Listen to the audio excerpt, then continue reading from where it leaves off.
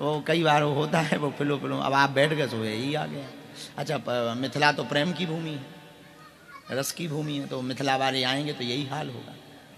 और मिथिला वाले, अच्छा मिथिला वालों के बड़े भाग, दुनिया में कोई आदमी भगवान को जो नहीं दे सकता वो मिथिला वाले देते हैं, गालियां। कोई फूल चढ़ाता, कोई पुष्प देता, कोई वस्त्र देता, कोई द्रव्य देता, मिथिला वाले गालियां देते हैं। बोले क्यों? किसी ने कहा कि क्यों गालियां क्यों देते हैं? एक बार ऐसे ही हुआ, जब राम जी का ब्याह हुआ तो सब बैठे थे, तो सखियां बोली, बोले सुना हो पहुने? बोले हाँ सुना। सुना हो पहुने? यहीं रह जाओ, यहीं रह जाओ। बोले क्यों? बोले आप जाओ ना, जो यहाँ खाने को मिलेगा वो अयोध्या में नहीं मिलेगा। राम जी बोले ऐसी कौन सी डिश है जो हमारे अयोध्या में नहीं है? हम राजा है, राजा के राजकुमार है, बहुत से सामान है, बहुत व्यंजन है, जो नहीं होगा वो उगाएंगे। सखियां बोली बहुत कुछ उगा सकते हो पर गालियां थोड़ी खाओगे वहां पे।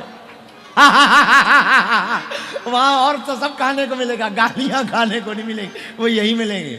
इसलिए आप यहीं रही जाओ, यही आनंद लो। और एक बहुत प्रसन्नता की बात है, अभी जब हम वृंदावन गए तो पूज्य मलुकपीठ वाले महाराज जी ने हमारी बात करवाई बक्सर में दूरभाष से। तो मामा जी के यहाँ से आज्ञा आई, पूज्य महाराज जी ने हमको आज्ञा दी कि अगले वर्ष के सीताराम विवाह महोत्सव में आपको कथा कहेंगे।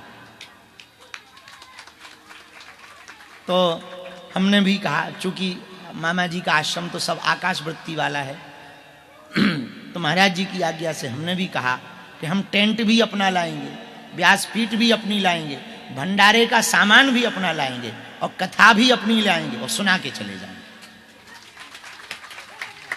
क्योंकि मामा जी के प्रति हमारी बहुत निष्ठा है, बहुत निष्ठा है, उनकी हम पे बहुत कृपा है। और उनके खूब पदों को सुनकर बड़ा आनंद आता है, रस भाव को सुनकर, आहा क्या भाव है मामा जी के, उनके भावों को तो सुनकर के द्रवीभूत हो जाते हैं। क्या अद्भुत, जब सरकार से वो लीला चल रही हो, लीला में जब सरकार से वो विनोद करते, क्या अद्भुत विनोद करते हैं। ऐसा कैसे भाव तो भला किसके हो सकते हैं। तो धरी ध्यान सुनो धनुधारी गारी मिथिला की, तो अद्भुत है। मिथिला रस भी बहुत अद्भुत है। अब कभी इस पे भी कथा कही जाए ना, खूब आनंद है, खूब आनंद। एक बार सुनाई है, कभी सुनाई है, जन्म से विवाह तक एक बार सुनाई। अच्छा मिथिला में जो बक्सर में सीताराम विवाह उत्सव में कथा होती है, उसमें रघुवीर केवल इतनी होती है, जन्म से विवाह तक, विवाह के आगे की कथा नहीं कही जाती मामा जी के वहाँ आश्रम में। तो हमने पूछा क्यों? बोले हम राम जी को केवल पहुना बना करके यहीं रखना चाहते हैं, वापस नहीं भेजना चाहते। ये भाव है, कितना अभूतपूर्व भाव है, कितना अभूत। ऐसे भाव सुनकर के बोले हम जाने नहीं देना चाहते, तो बस ब्याह हो गया, बोले अब यहीं रह जाओ, हो गया खेल, अगले साल फिर यहीं से शुरू होगी कथा, लेकिन आगे से नहीं, फिर से जन्म लो, फिर ब्याह करो और फिर ठहर जाओ। और हर साल यही हो रहा है, न जाने कितने सालों से यही हो रहा।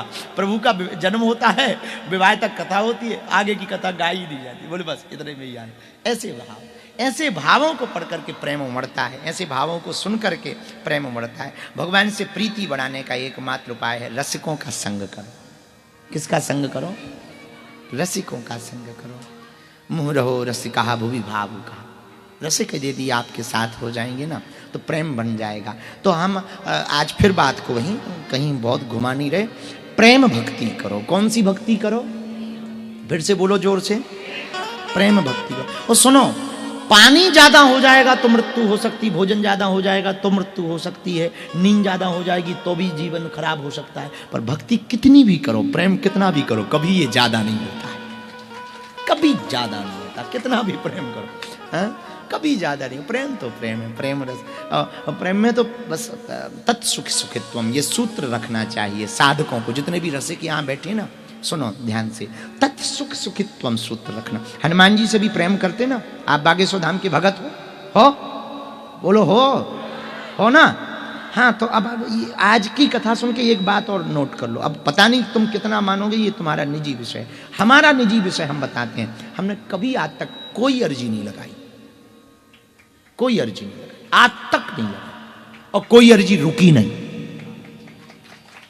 इसमें मजेदार बात ये है, आज तक कोई अर्जी नहीं लगाई है और आज तक अर्जी रुकी नहीं, और अभी भी कोई अर्जी नहीं।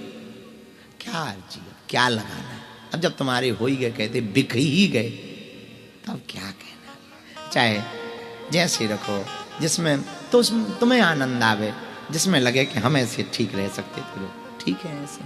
तुम्हें लगे कि हमें गालियां सुनवाने में आपको आनंद आ रहा, सुना लो। आपको लगे कि फूल माला चढ़वाने में, चढ़ा दो। अरे फूल माला से याद आई, वो लौंग वाली माला कहाँ है? वो भूल गए, कल वाली लौंग की माला कहाँ है? सत्यम, मंगाओ फूल माला। लौंग की बहुत अच्छी माला, हमने कहा था हम पहनेंगे आज। घर में कथा है तो कम से कम इतनी इज्जत कर लो भाई। वही कथई व्यास की जब इच्छा है कि माला डाली जाए, नहीं डाल रहे तो कम से कम उसकी कही तो सुनो। बल्कि सिद्धांत तो ये कहता है कि बिना कहे माला डालनी चाहिए, बिना कहे ना, कही तो सुन लो।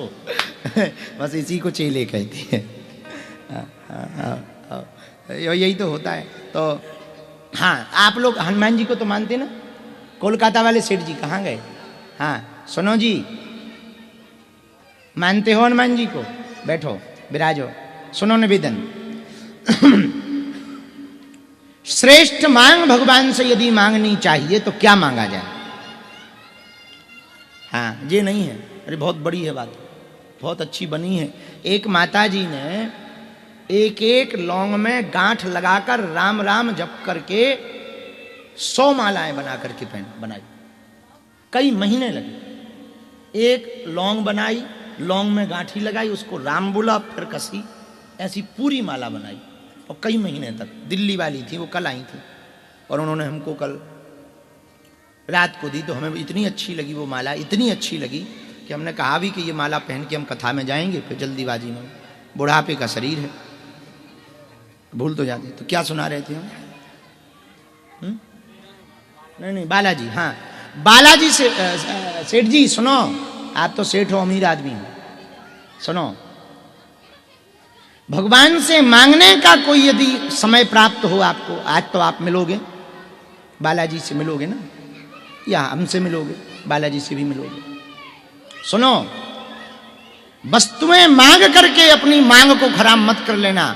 वस्तुओं की कीमत भगवान की दृष्टि में 2 कौड़ी की है। भगवान से मांगने का मौका मिले तो भगवान को ही मांग लेना, ये श्रेष्ठ मांग। भगवान से मांग श्रेष्ठ कौन सी है? भगवान को ही मांग लेना श्रेष्ठ मांग। तुम हमारे, हम कल परसों भोजन कब कर रहे थे महाराज जी? जब हमने कहा था फिर आज बंटवारा हो जाए। कब? परसों हम बद्रीनाथ वाले महाराज जी बैठे थे, तो हमने कहा चलो आज बंटवारा हो जाए। तो ये हमारी तरफ देखने लगे, तो बोले क्या बंटवारा? हमने कहा सब तुम्हारा हो जाए, तुम हमारे हो जाओ। सब तुम्हारा हो जाए, तुम हमारे हो जाए। महाराज जी भी बहुत बड़े वाले हैं। महाराज जी ने भी ऐसा जवाब दिया, बोले ये तो वही वाली बात हो गई कि झोला, वो झोले में सामान तुम्हारा, लेकिन सामान जिस झोले में है वो झोला हमारा। ये वाली मतलब बोले ये तो कलयुगी चतुर की। आज हम जब कथा पढ़ रहे थे तो हमको एक कलयुगी चतुर भक्त मिला, कलयुगी चतुर भक्त। तो ये कलयुगी चतुर भक्त हुआ महाराज, हमारे जैसा, बड़ा चतुर था, शुद्ध हमारे जैसा। हमें अपनी कथा पढ़ने को मिल गई। तो वो ऐसा भगत था कि किसी महात्मा के पास गया, बोले किसकी भक्ति करें कि जल्दी प्रसन्न हो जाए? बोले देखो विष्णु भगवान तो बहुत बड़े वाले हैं। शंकर जी, बोले उनका कोई ठिकाना ही नहीं। बोले एक देवता है उनकी कम पूजा भी होती है और जल्दी प्रसन्न हो जाती है। बोले कौन? बोले ब्रह्मा जी। बोले उनकी भक्ति करो। बोले उनके एक तो मंदिर कम है। वो पुष्कर चला गया, पुष्कर में ब्रह्मा जी का मंदिर है, राजस्थान में। पुष्कर गया, 30 साल साधना की, ब्रह्मा जी प्रकट गए, बोले वरदान मांगो। हमारी जैसा था, बिल्कुल शुद्ध।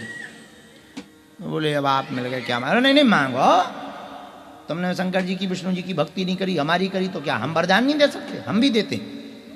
30 साल भक्ति की तो 3 वरदान मांगो, 3। तो बोला महाराज पहला वरदान तो ये दो कि हमारे पास खूब माया हो। बोले तथास्तु। बोले दूसरा वरदान ये दो कि सुंदर काया हो। ब्रह्मा जी बोले तथास्तु। बोले तीसरा वरदान मांग। बोले तीसरा ये दो कि जब हम बुलाएं तब आ जाइयो। 3 वरदान फिर दैयो।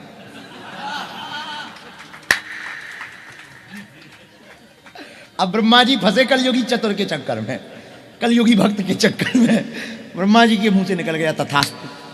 अब आया वो घर, घर आया तो घर पे झोपड़ी थी ऐसी। तो उसने कहा कि अब वरदान तो है ही है। तो उसने कहा हे ब्रह्मदेव प्रकट हो। ब्रह्मा जी आगे बोले बताओ। बोले पहला वरदान तो ये दो कि ये हमारी झोपड़ी महल बन जाए। दूसरा वरदान ये दो कि सुंदर पेंट हो जाए, दीपावली आवे तो सुंदर पेंटिंग कर दो। और तीसरा वरदान ये दो कि हम जब बुलाएं तब आइए। और फिर 3 वरदान दे। अब ब्रह्मा जी बोले जो तो बहुत खराब आदमी। बोले भाई अभी खत्म कर। बोले ऐसे कैसे खत्म कर? 3 वरदान कही थी, 3 मांगे ना, और 3 ही मांग रहे, चौथा नहीं मांगेंगे कसम से। ब्रह्मा जी बोले बड़ा विचित्र है। अब ब्रह्मा जी चले तो गए, मकान बड़ा बड़ा, अब पुताई उताई हो गई, अब बढ़िया होगा, सब चमाचम होगा। लेकिन इसको जुकाम हो। इसने रात को फिर बुलाया, वैद्य के पास नहीं गया। फिर ब्रह्मदेव प्रकट हो। ब्रह्मा जी बोले बोलो बोलो बोले पहला वरदान 3 थे हमारे वरदान। बोले हो 3 थे। तो बोले पहला वरदान तो ये दो कि हमारा जुकाम ठीक हो जाए। ब्रह्मा जी बोले हम इतने के लिए ही ब्रह्मा बने थे का जुकाम ठीक करत फिरे। बोले दूसरा मांग। बोले दूसरा वरदान ये दो कि हमें कभी जुकाम ना हो। बोले ठीक है। बोले अब तीसरा मांग। बोले तीसरा ये कि फिर जब बुलाएं सुबह आइयो, 3 वरदान फिर देना। ब्रह्मा जी का दिमाग खराब हो गया। अपने ही जैसा था बिल्कुल। ब्रह्मा जी का दिमाग खराब हो गया। विष्णु भगवान लगाए बोले लपड़े में फंस गए। बोले कहा भगवान श्री हरि से बोले कि चलो कलयुगी चतुर भगत के चक्कर में हम पड़ गए। वो हर बार 3 वरदान के लास्ट में फेंक देता है, जब बुलाए तब आइयो 3 फिर दैयो। अब बोले ऐसे उन्हें कई मांग ले कई। बोले कितने साल से? अरे बोले नौकरी सी कर रहे 2 साल से। हाँ। और एक दिन तो उसने गजब ही कर दी। एक दिन पड़ा लेटा था, नौकर चाकर सब चले गए थे, रात का टाइम, प्यास लगी। अब इसने कहा कौन बर्तन उठाए? सो पड़ा ही पड़ा। बोला हे ब्रह्मा जी प्रकट हो। ब्रह्मा जी फिर आए। बोले बोलो। बोले एक तो गिलास उठा दो।